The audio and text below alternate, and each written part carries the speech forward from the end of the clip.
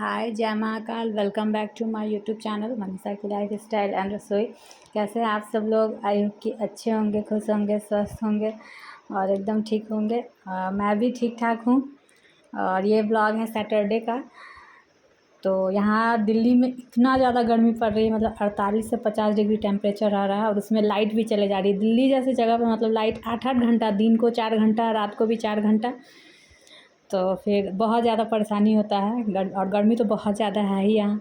तो फिर हम लोग इन्वर्टर लिए, क्योंकि लेना तो था ही, लेकिन हम लोग सोच रहे थे कुछ बाद में लेंगे, लेकिन फिर एकदम से लेना पड़ा क्योंकि 8 घंटा लाइट कटा, एकदम हाल बेहाल हो गया था हम लोग तीनों का। तो फिर वही देखे आप लोग इन्वर्टर लगा रहे थे, अंकल आए थे वही।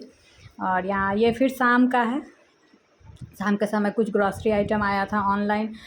तो यहाँ पे हम लोग ऑनलाइन ही ज़्यादा से मंगाते हैं। वैसे महाराष्ट्र में थे तो कुछ हम लोग डी मार्ट से भी लेते थे, लेकिन यहाँ पे सब कुछ ऑनलाइन ही मंगवाते हैं। वैसे भी ज़्यादा से शॉपिंग हम लोग ऑनलाइन ही करते हैं। तो वही सामान सब आया था, तो मैं सोची कि चलो सब निकाल के रख देती हूँ, लेकिन हस्बैंड मेरे मना कर रहे थे, बोल रहे थे कि नहीं तुम बैठ के नहीं करो ऐसे, नीचे दिक्कत होगा तुमको। तो वही मैं बना रही हूँ। और ये वीडियो शूट की है मेरी बेटी, क्योंकि उसको मतलब बहुत इच्छा होता है कि ऐसे मोबाइल लेके और मम्मा का वीडियो शूट करें।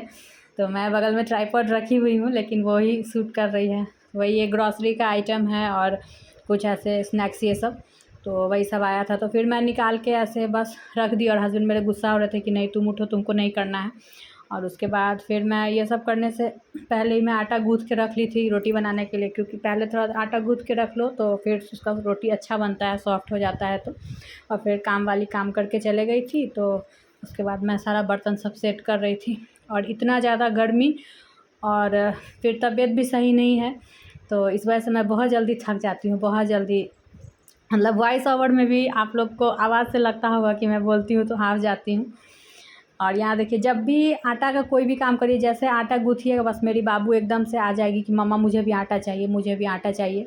तो ये इसका हमेशा से रहता है, बहुत दिन से। ऐसा नहीं है कि यहाँ पे मेरे पास ही, जब ससुराल में रहते थे तो भी, तो वही बोल रही है कि मुझे भी आटा दो और अपना छोटा सा इसका चकला बेलना है, तो वो उस पर रोटी बनाएगी।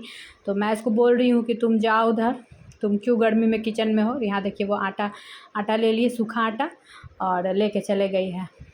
और मैं रोटी जब भी बना के रखती हूँ तो उसका जो कपड़ा होता है ना, तो उसको पहले अच्छे से तवा पे गरम कर लेती हूँ, उसके बाद ही, क्योंकि ऐसे मतलब कपड़ा अगर थोड़ा गीला भी है या उस पर रोटी का पहले से महक भी रहा तो हट जाता है, नहीं तो अच्छा नहीं लगता है, वो एकदम से अजीब महकता है। तो मेरा आदत है ये, इसी चक्कर में मतलब 2-3 बार तो कपड़ा थोड़ा थोड़ा जल भी गया है। तो बस यही मैं रोटी बना रही हूँ। और मेरा एक बहुत बुरा आदत है कि मुझे खुद का बनाए रोटी पसंद आता है, मुझे दूसरे किसी के हाथ का बनाया रोटी उतना पसंद नहीं आता है। तो खैर यहाँ तो मैं अकेली हूँ तो खुद से बनाती हूँ, वैसे नहीं मुझे उतना पसंद आता है किसी के हाथ का रोटी। तो यही देखिए बाबू वहाँ पे बना रही है और हस्बैंड में मेरे उधर कुछ कुछ काम कर रहे हैं।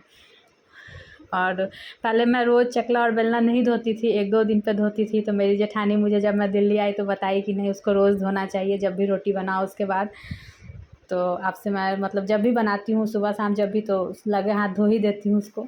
और यहाँ मैं किचन ये सब साफ़ कर रही हूँ। और उसके बाद फिर 3-4 दिन से कच्चा वाला आम रखा हुआ था, टिकोला, तो उसका मुझे जेली बनाना था, लेकिन तबीयत के कारण नहीं बना पा रही थी। तो आज सोची कि नहीं चलो उसको मैं बना ही दूँगी। तो मम्मी से मैं कॉल करके पूछी अपनी मम्मी से कि मम्मी कैसे बनता है, तो मम्मी बताई थी। तो बस वही मैं रोटी बनाने के बाद थोड़ा सा कुछ सामान ऐसे डब्बा सब में रखी। फिर हस्बैंड मेरे बोले कि नहीं रहने दो, मैं ही रख दूँगा, तुम नहीं रखो। और उसके बाद फिर मैं बैठ गई वो आम को छील के और उसको ऐसे कद्दूकस करके, और तब उसका जेली बनाना था, वो पीस वाला नहीं। जेली में तो खैर कद्दूकस वाला ही बनता है। तो बस वही मैं, और ये कैसे बनाया है वो मैं आप लोगों को अगले वीडियो में बताऊंगी। और फिर आप लोग जो भी मेरे चैनल पे नए हैं वो मेरे चैनल को प्लीज़ सब्सक्राइब कीजिए। और मैं कोशिश करूँगी कि मेरा ब्लॉग कंटिन्यू रहे, जो कि कंटिन्यू होता नहीं है तबीयत के कारण, इस वजह से। और प्लीज़ मेरे चैनल को सब्सक्राइब कीजिएगा, और मेरा वीडियो पसंद आता है तो उसको लाइक भी कीजिएगा। मिलती हूँ फिर नेक्स्ट ब्लॉग में, तब तक के लिए बाय बाय, टेक केयर।